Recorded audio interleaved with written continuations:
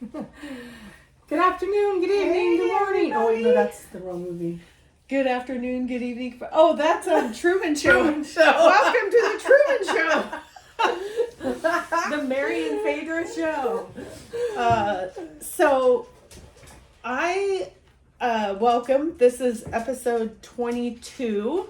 We're going to talk about the Scream movie part 3, Scream 3. So, before we get into that, I want to say something like that's been bugging me. So, the whole point was like we were gonna like sip coffees and talk about scary movies, right? And I felt like I wanted to do like coffee factoids and some coffee talk. Okay. So I feel like the next one I want to introduce like something coffee related. Like today I thought Gilmore Girls, and you know how like Lorelai's coffee obsessed. Coffee. And I was thinking like, what's your like? This is totally putting you on the spot. You might not remember, but. Like, I was thinking about what my favorite quote was that Lorelai says about coffee.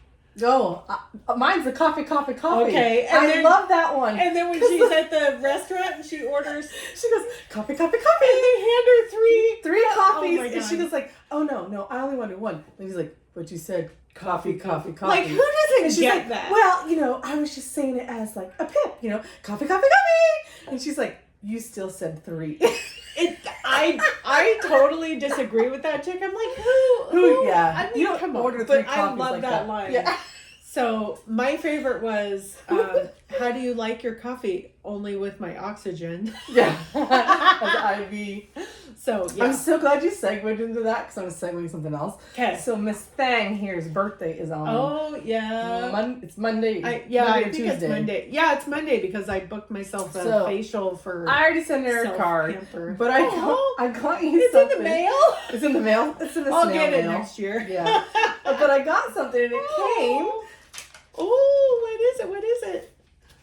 Oh my gosh, this is so awesome!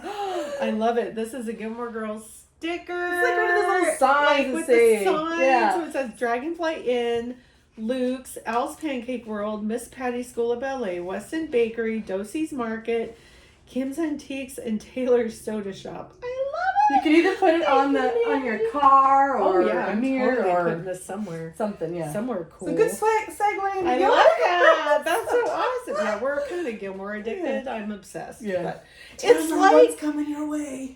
I can listen to it. Like I loved watching it in the fall for some reason. It's almost like coffees and pumpkin spice comes back and all these good things, and it's just it's like the coziest show. Right. So like I've seen it probably. I don't even want to admit. There's a clip. I don't know what show it's from. I have no idea, but it was on Instagram or TikTok or something like that. Because Gilmore Girls merch is out, now my algorithm is like... This is the weird thing. Like I think that show started in like 2000. I know it's huge or something. Like why is it all of a sudden? It's huge. It's like revamped now to I've the been next generation. Looking at merch from different places, and then this lady that I follow, she's in the UK. They got so much better merch than we do. Oh. But this one is like, it's a group. They look like lawyers, so they're all sitting around and they're bitching about something, and they all of a sudden start. Like, they have this full-on conversation. Who was the best boyfriend for Lori? So they're like, you watch Gilmore Girls? And he's like, yeah. And then they're like, well, who do you think? Well, it's like, well, you know, Jess was not all for, or Jess was the perfect one because Jess called her out. You know, the worst one was Dean, you know, because he was just a loser. I mean, they had this full on, like, all of these grown-ass adults, you know, that look like they're, like, the prim and proper, and then, like, whole big discussion about Gilmore Girls. And did they have British accents? No, I have no idea what the show is. I don't know what it is. It was, like, something you It was just some random, it was, so when your algorithm shows you different things. And so because I've been looking at Were you Gilmore, on Facebook, or were you? No, it was on TikTok or TikTok, Instagram. Okay. But I've been looking at different merch and then clicking on it and going different places to look at it. And so you just like, if you like this, you might like this. Yeah. Kind of thing. Oh my gosh. So I just was dying. Oh my god. I feel like we could have Gilmore talk like forever. We could. I had too much merch to bring up. No, that you can do the show and tell. Okay, I will do show and tell. We might have to do a separate channel like series on Gilmore Girls, but coffee obsession. I just want to bring up like each Screams and Beans episode, since we tend to not really be diving into like coffee beans around the world and different factoids Right, about right. real coffee. We're just basically sipping Coffee. coffees that we bought or made or whatever. That we got to add in some kind of coffee element. So that was my first go, was Gilmore Girls. But obviously there's like 10,000 quotes from that show about coffee, and she's always drinking coffee. And I wish I liked my coffee black. I can't. do it. I So tried. she and Rory Yeah. drink black coffee, and I wonder how true that is. Like, I've never researched, do they actually drink real coffee, or is it like Coca-Cola? Right. Like, what's Is it in fake? the cup? What's in the cup? Ooh, Yeah. that's a good one. So, Because I don't know. Yeah, I and if it's always caffeinated, like, is it sometimes decaf? And we wouldn't necessarily, I'm trying to adjust my seat. We wouldn't necessarily know, you know what I mean? Like, I Right. just wonder. Yeah, because when I fast, I'm allowed to have black coffee, and I'm like, I can't do it. So I'll take like a teaspoon, barely a teaspoon, just put a little creamer. You're not supposed to have the calories, but Right. that little bit, just Are you walking around. fasting without me? No, I'm not Oh, fasting. okay. No, I'm I like, want to girl, again, we but it's gotta just like start that. shit just I keeps, I know. it's hard to fast when you're going out of town. I know, because you're going to be like, oh, I'm sorry, I can't eating eat. out and- Oh, it's a really good restaurant. Oh, I can't Yeah. eat. Yeah. No, I get it. I wish, but I no. know. Well, we are going to try. Yeah. What was the one we were going to try? It was 9. Wait. You- Once a day? You or- eat one meal for 9 days, and then you fast for 3 days. That's right. That's what it was. I kind of want to try that. I do too, but I just gotta find. I know. We got to find the right window. Right. So Scream 3. Scream 3. I mean, it's rare. Well, I shouldn't say it's rare to have multiple movies. At this point in the horror genre, there's a ton of like franchise Yeah. happening. So I think in the 80s it was rare to continue making so many movies unless you're like Friday the 13th or Halloween. Right. But because, there's a lot of one-offs that are just great. And now it feels like every one-off becomes a sequel. Like Right. what you think should just be a one-off done, and done becomes like a sequel. But and it's not necessary. I have to say, I like all 3 of these a lot. Like, I could rewatch the first 3 every Halloween season. Right. I'm not They make sure. sense. I appreciated 4 through 6 more this go round of rewatching them for taking the notes and stuff for these episodes, but my big heart love for Scream is Scream 1 through 3. So we're wrapping up our 1 through 3 tonight. So who's back? We have Nev Campbell, Sydney, Courtney Cox as Gail, David Arquez, Deputy Dewey, Jamie Kennedy as Randy, and Liv Schreiber as Cotton Wary. So those are our return characters that were in the first 2. And who is new? We have Kelly Rutherford, who plays Christine, who's Cotton's girlfriend. And she was an awesome mom character in the series Gossip Girl. She played Lily Vanderwoodson, and she was the mom to Serena and Eric Vanderwoodson. I never watched it. Oh my gosh, it's so good. Like, I've heard, like the original Gossip. I think there was a remake, and Oh. I'm talking about the original with like Blake Lively Right. and. I didn't know that there was a different Yeah, one. there's a different one, but yeah, I mean, I think I've watched that series all the way through at least twice. It's very entertaining. Yeah, I've never seen any of it. I mean, very that like, one and high school and drama. like Wisteria Lane. Wisteria Lane? Oh, okay. Wisteria Lane? Wisteria Is Lane. that what That it's sounds called? familiar, but I don't know that one.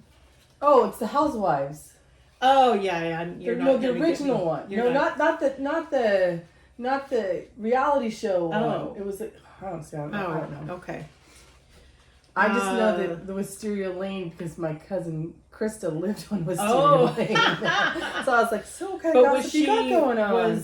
was Kelly Rutherford in that? I have no idea. Oh, okay. It's just one of those ones that was like that Oh, around kind that of time. like kind of like drama, very the heavy rom drama drama based. thingies, yeah. Yeah.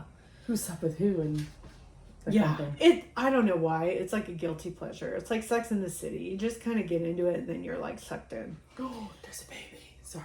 Oh. Oh, deer next door. There's Oh. a baby. Oh, There's my- a little baby. his polka So dots then we still. have Patrick Dempsey, who plays Detective Mark Kincaid. I fell head over heels with him in the movie With Honors in the 90s. He was so good in that movie. He was so charming and cute and funny and spontaneous, and he's adorable. He's got those cute dimples when he smiles. He's just awesome. Isn't he the Can't Buy Me Love? Can't Buy Me Love? It might be him. He was on the... I don't know. I don't remember. He was on the... I didn't Lawnmower IMDb his Man. full thing, but... And then he's Grey's Anatomy. I actually didn't like him in this movie. Oh, really? I thought he was such a bad actor. I really felt like it was such a bad character for him. Okay. Yeah. Well, okay. Then we have Matt Kiesler. I'm sorry if I'm not pronouncing your name right. Who plays Tom Prince. He plays Dewey in the fake movie Stab 3.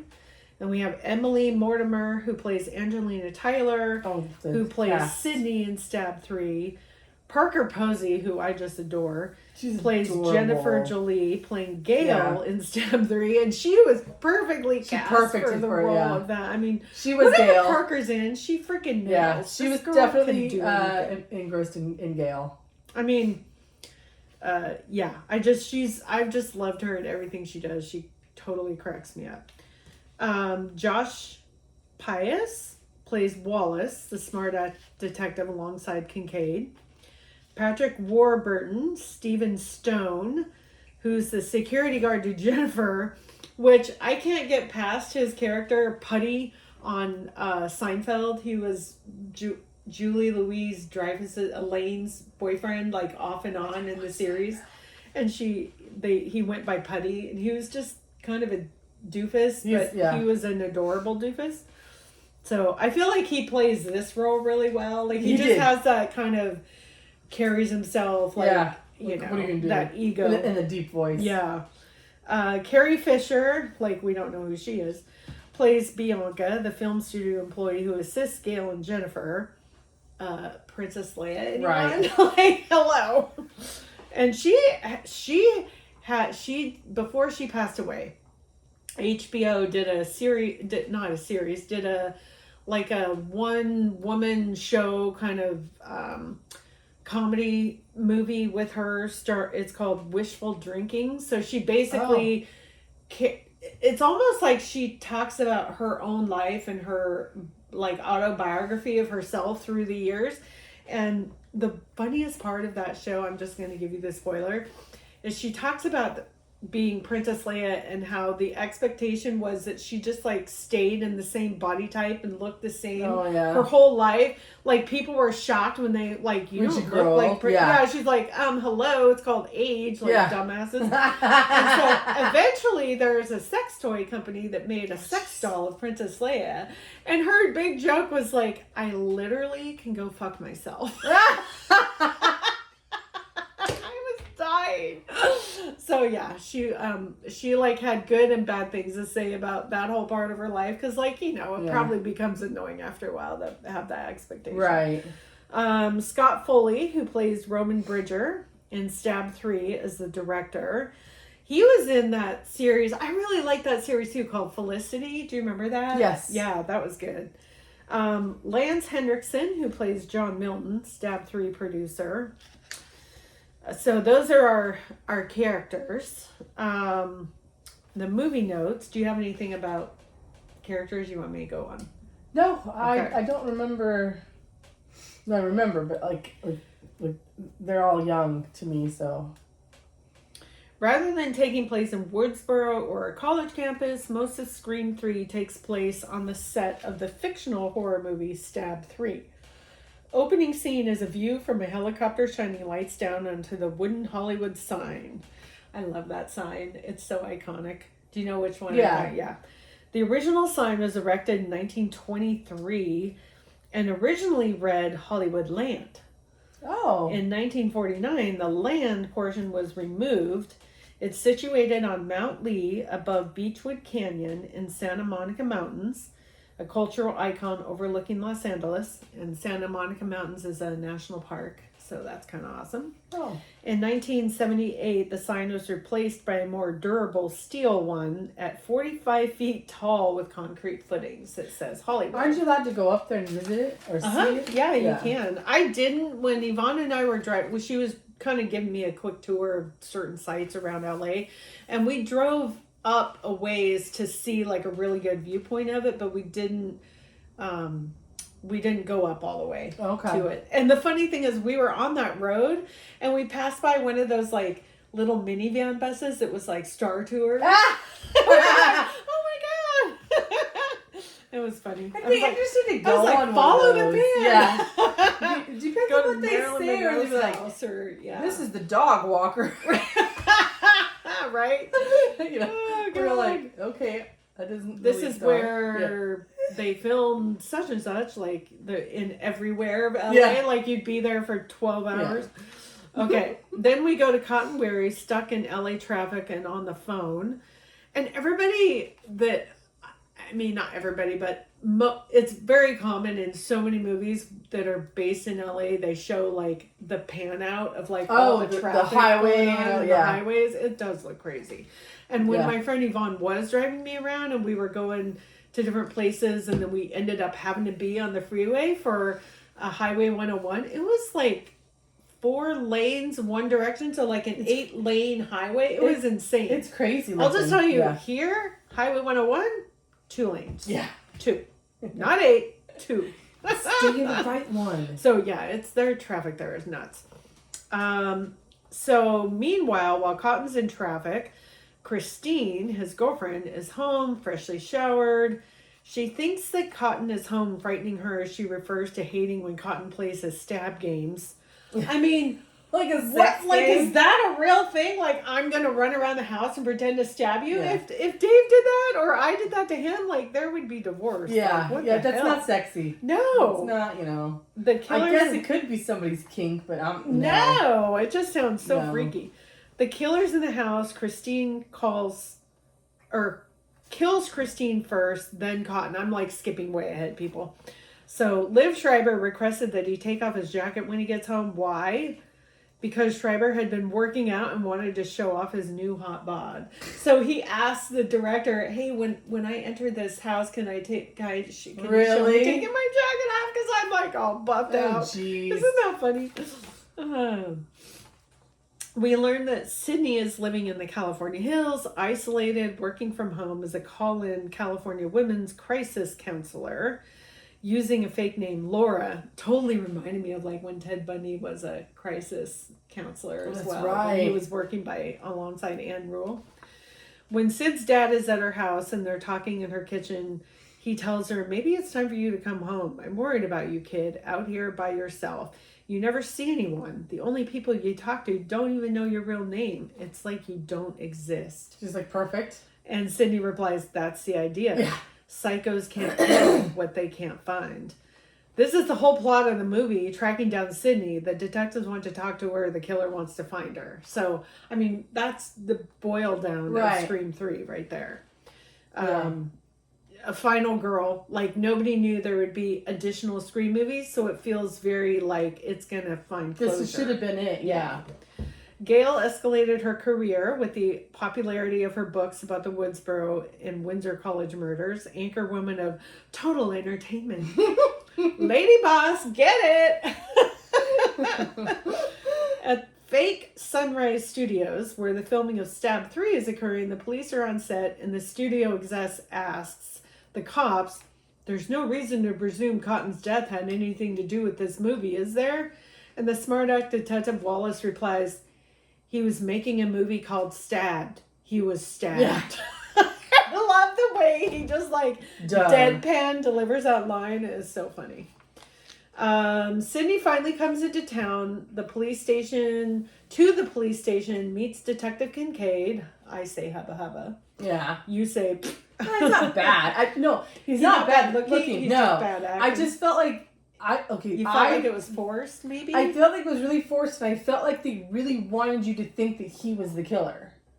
I did too. I felt like Okay. they were setting you They up were for that, very- especially when you get to Milton's house. Yeah, it felt very staged. Okay, like to where you're like, this can't be because I feel like it's so obvious Right. to be pushed on right, me. and so Okay. it wasn't like a natural Okay. like role, like a natural detective person. Okay. I felt like you were forced to think that he was the killer the whole time. I You- did you were too. just waiting for it to So happen. that could be the writing more than the acting. and it but could I be, get it. but, it was, there's but a for him, combo. it was just a bad role for him. Okay. Like they could have Alright. just picked another doofus, you know. I can That's how it accept that, was. But sure. no, I like him. I like Patrick Dempsey.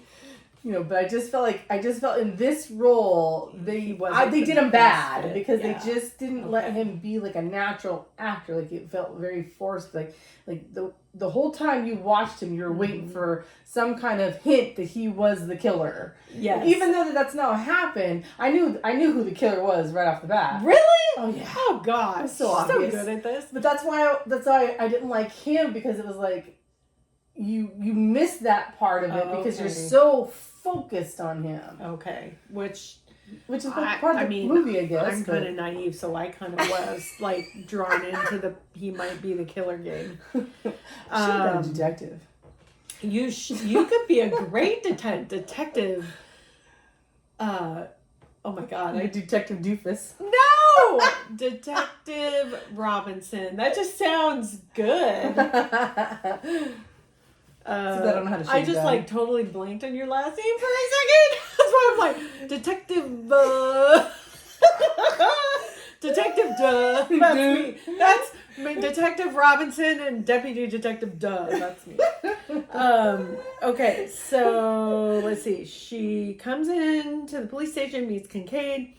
He takes her to the movie set of Stab 3, and she sees a fake Woodsboro that looks exactly like the real thing Which is creepy. at first glance. Can you imagine seeing your exact house rebuilt somewhere I know, else? it's Like, weird. that It'd be would weird. so it'd be like a bizarre version of a dollhouse, Right. right? Yeah, big dollhouse. Yeah. Like I'm one of those little people running around this dollhouse. Yeah. I had a dollhouse. Did you as a kid? No, I did not, but my mom, when she got the foster kids, she had a bunch of little native foster kids who loved them. Okay. So they bought this weird dollhouse. It's really weird looking. But we have it here. Like Abby played with it a little bit, but she's like infatuated with it. But it's not like I grew up with it. So it's not Okay. like it's a dollhouse So it that's been wasn't- handed down. It was just like no, weird. but it's got. Oh, I've always loved dollhouses. You The should show and miniatures. tell it. Oh God, I need to put it together. Oh, it's in a It's box. all taken Okay. apart. Yeah, we came with no directions. When I got Oh, it after geez. my mom had died, Abby said that she wanted the dollhouse. Okay. And it's not like nobody in our family, you Right. know, had little kids anyways. So I was like, I'll And they take the can be dollhouse. kind of spendy, so if you And have it's one, plastic. then- It's yeah, all mine plastic, was too. but it's like definitely it's a puzzle. So like I told Okay. Lucas, I go, if we put it together again, we're gluing it, so then you Oh. can't take it apart There because you it's Yeah. really complicated. and then you got a store. And I can't do it Yeah. because it just pisses me off, and I throw things. So Mine, like, my mom. can't do I think I don't know where my mom got it, but she got me one. It was plastic. It was 2-story. It was like open face on one Yeah. side, and I think it was called like Sunshine People or something like that. The little dolls that came with it and the furniture, I think, were like a Sunshine brand something, and it was super fun. I played with it. Abby had the Barbie one. Well, it wasn't Barbie. wow. It was Costco. Okay. The Costco, giant those are one. awesome. Yeah. Yeah. She had one of those, but And then in my bedroom growing up, my mom put in like a fake stove and a fake little sink. And so I used to play with that, playing house or yes, pretending So I was making this stuff. dollhouse had like it has a tea cart. Like No, I had like in my room, it was like an actual like fake, like, oh yeah, Abby had those. yeah, they were Yeah. fun. But in the dollhouse, it has a tea cart with tea Oh, stuff on it, and it had each kinds of like miniatures. kitchen. It had a kitchen, living room with a fireplace, Wow. a bathroom, a bedroom, a nursery, a bathroom upstairs. Wow. Yeah, I mean, it's very intricate. Sandy Olsen and Scrappy Girls she was in a miniature. She was part of a club, Oh wow! and she put together several things that were miniature Ah. related. I've always Her wanted to stuff do is like so the cool. miniature. Like Halloween's out right now, Oh, yeah, and so yeah. they have Like this really little cool one that kids. has a coffin. It looks like a coffin, and then you dress it up and stuff. And I just I'm like, I don't know where to store it. Right, that's the thing. Once you make it, what do you do with it? But I have a ton of like dimensional stuff for Halloween. So if you ever get really curious, we Okay. can try to do it mixed media sometime. It'd be fun. Okay. Sydney walks onto the set. She runs into Martha Meeks, Randy's. I said Randy's brother. Oh my God. His little Poor sister. Martha. His little sister. I think I typed this at night, people. So, and I wrote, "We miss Randy." I did. I liked Randy's. I did I too. liked his role. She has a video for them to watch, which sums up the rest of the events to unfold. So she puts this videotape in, and Randy comes on screen and says, "If you're watching this tape, then you know I didn't survive. The reason I'm here is to help you so that my death will not be in vain, so that my life's work will save some other poor soul from getting mutilated. If the killer does come back and he's for real, there are a few things you gotta remember." So The again, rules. the rules. The rules. Is this simply another sequel? Well, if it is, the same rules apply. But here's the critical thing. If you find yourself dealing with an unexpected backstory and a preponderance of exposition, then the sequel rules do not apply. Because you're not dealing with the sequel, you're dealing with the concluding chapter of a trilogy. See, they indicated that this would was be a it. complete. Yeah. It's a rarity in the horror field, but it does exist, and it's a force to be reckoned with. Because true trilogies are all about going back to the beginning and discovering something that wasn't true from the get-go. Godfather, Jedi, all revealed something that we thought was true, but wasn't true. I understood that, but I didn't fully grasp it until I had watched the movie all the way through to kind of understand what he was talking about. Because at this stage in the movie, I'm like, huh? Because it's very beginning. Yeah. So if I think it would have been better if she would have come like halfway through the movie. Yeah. Like if she was noticing that this was going on and then it would make more sense. Yeah. So if this is a trilogy you're dealing with, here are some super trilogy rules. Rules! Follow the rules! Number 1, you got a killer who's going to be superhuman. Stabbing him won't work. Shooting him won't work. Basically, in the third one, you've got to cryogenically freeze his head, decapitation, or blow him up. That is Shoot him in the serious. head. They never come back if you shoot him in the head. Number 2, anyone, including the main character, can die. That means you, Sid. I'm sorry, it's the final chapter. It could be fucking Reservoir Dogs by the time this is through. And I was going to write something about Reservoir Dogs, and I totally spaced going back and doing research on that. I don't think I ever watched that movie. I have no idea what it is. Okay. The past will come, number 3, the past will come back to bite you in the ass. Whatever you think you know about the past, forget it. The past is not at rest. Any sins you think you committed in the past are about to break out and destroy you. So that kind of leads you into the next half of the movie, basically from the final showdown when they're at Milton's house. And you might recognize Milton's house from another slasher flick, Halloween H2O, 20 years later. They use the same mansion as the fancy high school in the film. Angela, Tyson, Dewey, Gail, Roman, Sydney, Detective Kincaid are all at Milton's house, going around the halls, multiple rooms, a hidden screening room. It's very Scooby-Doo to me as they go through the house. They're like opening doors and going down hallways and this closet and that closet, and they end up in a secret passageway. And then they look at each other. Like, when they open the doors, they'll look at each other like, and then they go in. I feel like they should have just owned it and went like, do-do-do-do-do-do-do-do-do. Or somebody would go, ruh-roh. Right? Open the door. Ruh-roh. We learn that Roman's the killer. He monologues with Sid in the secret screening room and tells her it all goes back to her mother. It's always about the mother. He motivated Billy Loomis to kill her by showing him footage of Billy's dad and Sid's mom at a hotel. Roman said he did it because he went to her house, talked to her mom, and said he was her son, and she said Roman was the son of Rena Reynolds, her stage name when she was modeling and doing work with Milton in Milton's heyday. She refused Roman into her life, implying to him that he's dead to her. That fired him up, and he plotted to kill Maureen Prescott, then Sydney. I mean, okay, let's think about that. Of all the shenanigans that occurred between Billy and Stu, and then Mickey and Mrs. Loomis, like, I if you don't really believe wanted to that. kill her, you Yeah. just freaking kill her. Like, why are you doing all these sidebar, You could have killed her and then nobody would have suspected you. strange, like, just bizarre, like, why would you, anyway. Nobody would have suspected you if you killed her because you had no connection at all. From the beginning. It just seemed like Overkill. that part of the story to me felt forced, and I didn't like Roman as a killer because I felt like you did with Kincaid. I'm like, right. It should have been Kincaid. I felt like the writers were like stuck and just. And I know you're probably going to yell at me if I you're bet you they a were writer, told that this was the last one. Maybe, I but bet I you feel they like were it was told, so almost they're like a trying hurry to- up and shut her down. Yeah. Kind of. It wasn't. I don't know. I felt It like it wasn't wasn't thought very. out. Yeah, It I wasn't felt thought like out. it could have been a little better Yeah. put together. But I bet you that they said that this is the last one, but you have to get this, and this in it, you know, to complete it. Yeah. But they had to go by Randy's rules, right? So they had to figure it all out. Classic final scene: shooting of Roman. He pops up and then gets shot in the head and dies. Sydney once again survives. So in these three movies, she's killed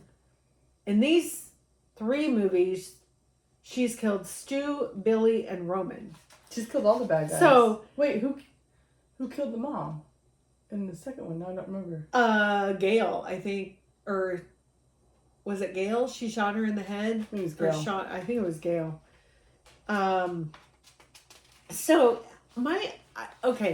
know Sydney's a final girl. There is expectation that she's a survivor and has to do certain things to survive, but like she's never held accountable for any of these murders. Like no one's investigating that on her end. You know what I mean? Right. Like, she's just dismissed and like, oh well, she killed 3 people. I mean, what? Anyway. Right. I suspected Angelina, but you didn't think she was the killer at all? No. Oh, see, I did. I fell for that. No. Okay. I knew that her brother. I knew that the brother was. There's always a duo, so I wouldn't have. I didn't get the duo part, but I knew it was him only because some of the side eyes that he would give her.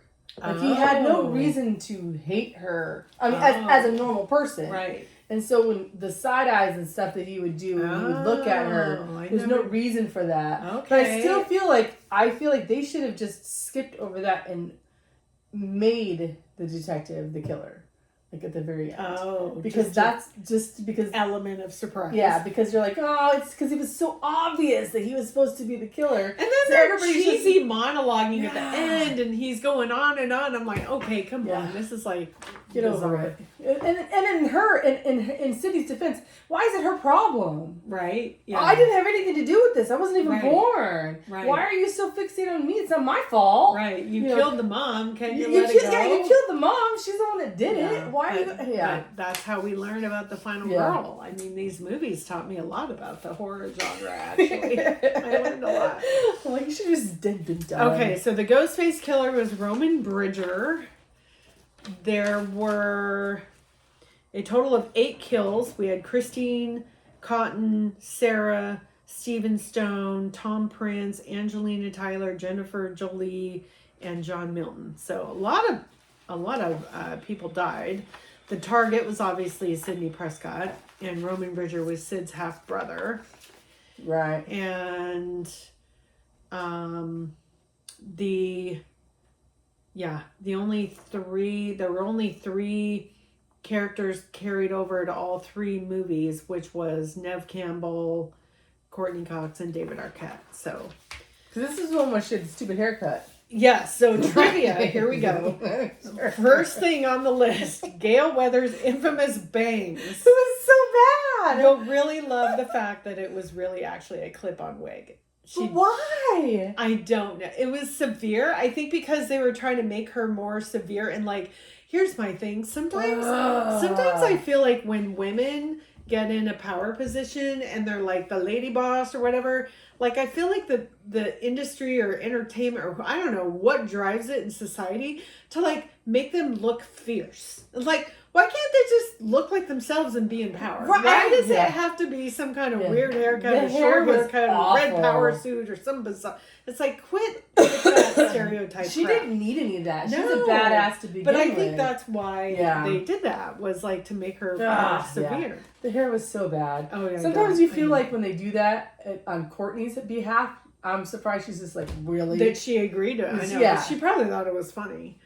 Yeah. If you know trivia about the original Scream, you might remember that when Nev Campbell attacked Skeet Ulrich with an umbrella, it missed the padding and hurt him in real life. The same accident happened again in Scream 3. This time Campbell is meant to hit Scott Foley's pads with an ice pick, but missed the pads entirely. Ouch. Oh. His scream in the scene was all too real. Well, yeah. Oops. Stab with an ice pick. Oops.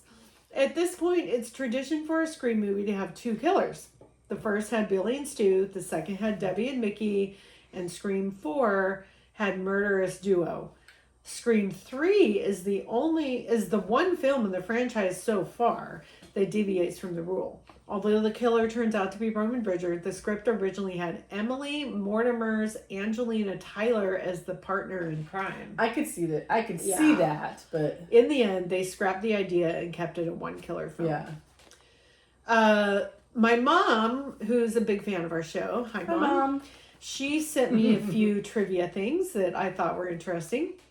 There's a cameo of Wes Craven in the beginning of the movie when tourists are walking past the Stab movie set. So He's got the when green they're- shirt on, right? I don't know. We'd have to go back and look. So that's just like a nugget when you go rewatch Scream 3 and look for Wes Craven at the beginning. And then my mom said, this cracks me up. My mom observed the killer appeared to have a quiver of knives at the ready. That's her wording. What an author, right? A quiver of knives. A quiver. I rewatched the end and saw that what she was talking about. At Milton's, before Sydney and the detective arrive, we see Angelina die first, then Tyson, then Jennifer, leaving Dewey and Gail. Dewey separates from Gail to go find Tyson. Gail and the killer fall down a flight of stairs into the basement, and the killer appears to be passed out. Kind of reminds me in Scream 2, they have to cross over him. Right, step over him. Gail calls Dewey to tell him she's in the basement with the killer.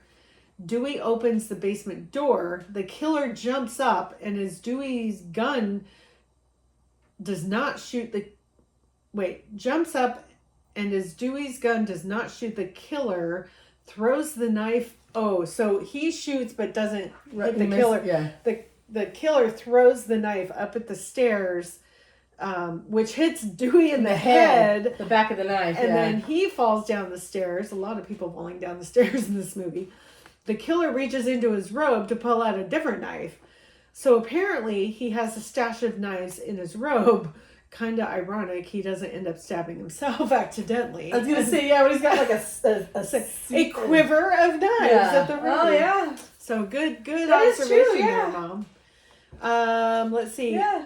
So this was the year 2000. Breathe by Faith Hill. Yep. Followed by Smooth by Santana and Rob Thomas were on the Billboard charts. I remember Smooth because you would know it if you heard it. I'm sure, yeah. It was like a super chill summer song that was played on the radio a lot that year. Best Picture Academy Award in 2000 was the movie American Beauty. I remember that one. and Annette Bening. I liked that That was a good movie. Yeah. Scream 3 grossed to $172.36 million.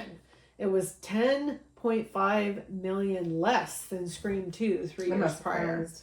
I mean, I feel like that's a natural progression. Mm-hmm. You're not going to get the captive audience. Now, you probably have more people streaming it after the fact, because by this point, maybe we were able, I don't remember. I feel like, we still had dial-up. You're right. Never mind. So they would have had to go into the movies. Okay. Yes, we had to go. Yeah, I mean. Or rent a DVD. We still had DVD. Blockbuster. When did Netflix start? I don't remember. I just Oh, we remember. never even did Netflix. I remember going online and like, so we had an Excel spreadsheet and we would write our movies that we wanted to rent and we would check them off as we rented them because in the early days of Netflix, they mailed you discs. Right. Oh, that's right. Yeah. And you had to wait for the freaking disc to arrive. Right, It's like, that's when you were in a right. miniseries, like say, I'm just going to throw it, like Sopranos, Oh, shit. like you could watch like 2 DVDs worth of episodes at a time and then you had to mail them back and wait for the next. Yeah, to that's the- right. oh I my remember God. that. I mean, we borrowed The Sopranos from my mom, so it's not my example, but I'm just saying, like, if you were trying to binge watch something, it was Yeah. challenging. Yeah, but I know we still had the dial-up, the AOL stuff. So the year 2000 was a big year in my career. I moved from my job with the Crater Lake Park Company, the concession company, to actually a National Park Service permanent job as a purchasing agent. So that started my career in acquisition and contracting. So the year 2000. So I've been at it for 26 years Oh, now. wow. So I don't know if you remember anything. Oh, yeah. What you did. So in 2000, mine's more like end of 2000 into 2001. Okay.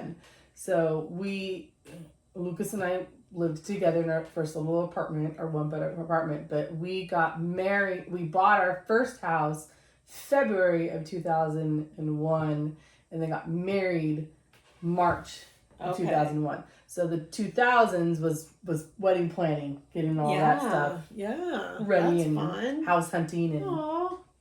and stuff. Yeah, so that's what we did. And then 2001. That's a long That's time. awesome. So there was one, I don't remember which movie it was, but this is the Spyglass logo. This is, so like when you go to play the movie, this is I don't know if it's called the production company, but Spyglass Entertainment is like shown as a header for the Scream movies before you see Dimension Films and Wes Craven and all that. And at one point during the franchise, they wanted to put Ghostface like popping out behind the Spyglass with a knife, but Spyglass wouldn't let him mess with their logo. But I thought that was really funny. I think they should have. I think they should have. It would have been really funny I think they should for the have. fans, Right. for the viewers. So Yeah, I think they should have. I think it would have been funny. yeah, I feel like we're doing pretty good on the. So the next episode will be a combination of Scream 4, 5, and 6. And there's a little bit about each movie. I'm not going to go into super detail, but we do meet some brand new characters that weren't in the original 3. And they are Which is in nice. a couple of those other movies, like repeat characters. So I won't give that away because we're going to talk about that. But thanks for hanging in with us. And then think about what you want to bring up next episode for our coffee talk. Coffee talk. Okay. Segment. It could be anything coffee related. Okay. All right, you Coffee guys. talk. Bye. See you next time. Have a good night.